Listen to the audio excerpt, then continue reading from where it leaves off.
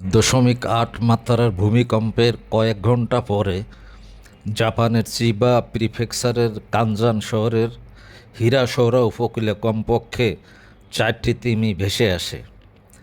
Japan জুড়ে বিভিন্ন স্থানে সুনামির লক্ষণও দেখা গেছে, যার সর্বোচ্চ ঢেউ 0.5 মিটার পর্যন্ত পৌঁছেছে। এই সংকটজনক পরিস্থিতির মুখোমুখি হয়ে জাপান আবহাওয়া সংস্থা বেশ কয়েকটি এলাকায় সুনামির সতর্কতা উন্নীত করেছে।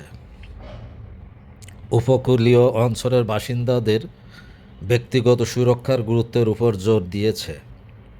জাপানের প্রধানমন্ত্রী শিগেরু ইশিবাও সুনামি সতর্কতা সম্পূর্ণরূপে প্রত্যাহার না হওয়া পর্যন্ত এশিয়ায় যেন একটা মহাপ্রলয়ের মহড়া হয়ে গেল।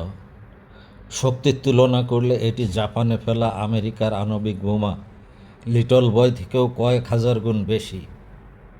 রাশিয়ার আজকের ভূমিকম্প ইতিহাসে সবচেয়ে শক্তিশালী 10টি স্থান করে নিয়েছে। যুক্তরাষ্ট্রের ভূতাত্ত্বিক জরিপ সংস্থা ইউএসজিএস এর তথ্য অনুযায়ী 8.8 মাত্রার এই ভূমিকম্প সবচেয়ে শক্তিশালী ভূমিকম্পের তালিকায় 6 নম্বরে স্থান পেয়েছে।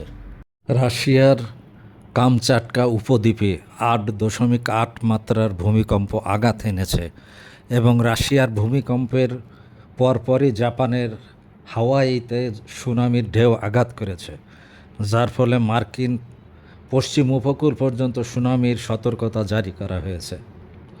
কামচাটকা উপদ্বীপে আজ বুধবার 8.8 মাত্রার শক্তিশালী ভূমিকম্পের ফলে সৃষ্ট ঢেউ রাশিয়া, জাপান এবং হাওয়াইয়ের কিছু অংশে আঘাত এনেছে। ভূমিকম্প এবং পরবর্তী সুনামির সতর্কতার ফলে প্রশান্ত মহাসাগর জুড়ে লোকজনকে নিরাপদ স্থানে সরিয়ে নেওয়া হয়েছে। জাপান প্রায় 2 মিলিয়ন মানুষকে নিরাপদ স্থানে সরিয়ে নিতে বলেছে। তাইওয়ান, ফিলিপাইন এবং আলাস্কার আলেউটিয়ান দ্বীপপুঞ্জের জন্যও সুনামির সতর্কতা জারি করা হয়েছে। মার্কিন পশ্চিম উপকূলের বেশিরভাগ অংশের জন্য সতর্কতা জারি করা হয়েছে। কামচাটকার কিছু অংশে সুনামির ঢেউ আঘাত এনেছে, যার ফলে সেভেরো কুরিলস্ক শহরের বন্দর এবং একটি মাছ প্রক্রিয়াকরণ কারখানা আংশিকভাবে প্লাবিত হয়েছে এবং জাহাজগুলিকে তাদের ঘাট থেকে সরিয়ে নেওয়া হয়েছে। আঞ্চলিক কর্মকর্তারা এবং রাশিয়ার জরুরি মন্ত্রণালয় জানিয়েছেন, কামচাটকায় 3-4 মিটার উচ্চতার সুনামি রেকর্ড করা হয়েছে। রাশিয়ার প্রশান্ত মহাসাগরীয় শহর